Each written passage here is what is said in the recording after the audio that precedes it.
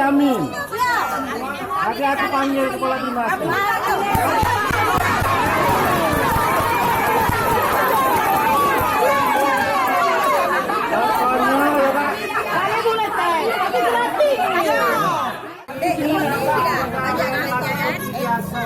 Dukung lu ayu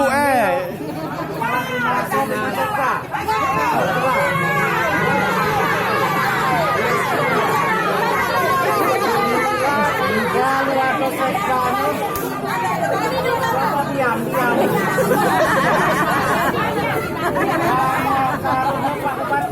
Karena Pak Bupati itu masih di Batam.